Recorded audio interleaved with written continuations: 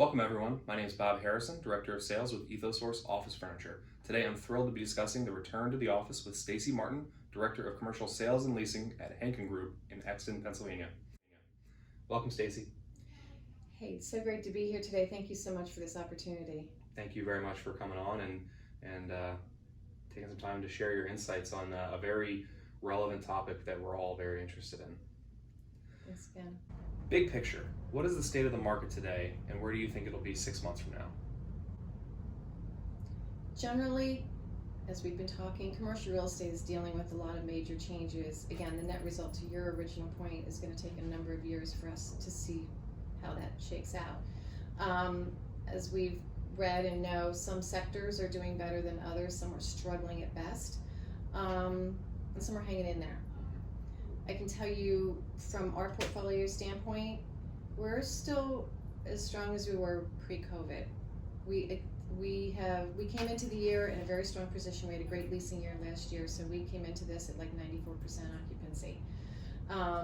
Our AR over the last 3 months, certainly we've struggled a bit, but overall, when it came right down to it and working with tenants and just staying in touch with them, we're still as strong as we were pre-COVID, so it's worked out really good for us. We've had leasing activity, we have projects under construction, we have new projects in the development workflow. So far, we're doing pretty good. But so that's why I say it depends on where you are and what you're doing, and plus we are diverse, so we're working on a lot of different things. But the U.S. now has a 21% unemployment rate, which is 2 times the Great Recession.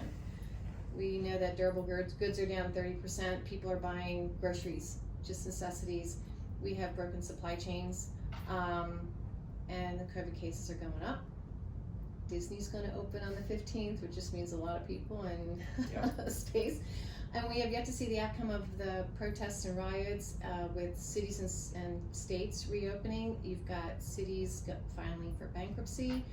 Reports say that 40% of restaurants pre-COVID are gone, not coming back. So it's going to be an interesting. So for the next 6 months, again, depends on what sector you're in, what the political climate's going to be. But retail will probably is the biggest hit, certainly, and that'll have the biggest change. And I guess the change depends on whether you're a gym or you're a restaurant or you're a traditional retailer. A retailer may have less space because they can use e-commerce and curbside pickup, but it may not affect their revenues.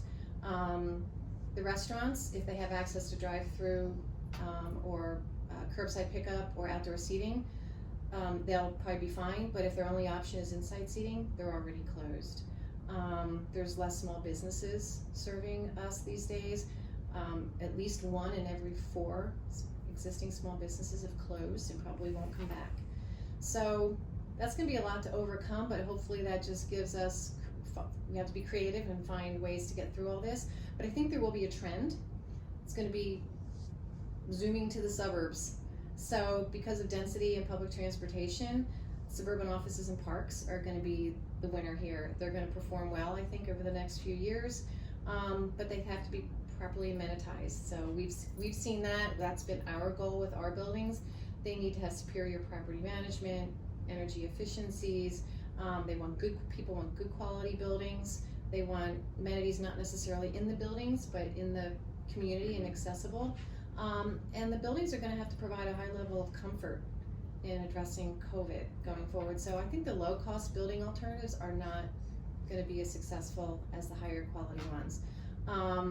The industry also believes that there's going to be a reduction of leased space in the city district, and that's part that. So yes, they'll take more space in the city, but they're going to create that satellite office, that suburban satellite office that we used to see that was popular years and years ago. So that way their employees don't have to use public transportation, they don't have to deal with that, and the suburbs certainly have a better ability to allow for more social distancing. So I think the suburbs are going to see more leasing and transactions as we go along here in the next couple months and certainly a couple years. There's also going to be adaptive reuse. So if you think about it, there's a lot of hotels that are not going to be able to survive. What do you do with those? How do you repurpose that? If all these 40% of our restaurants are gone, what do you do with that real estate? 1/3 of all our MSAs are college towns.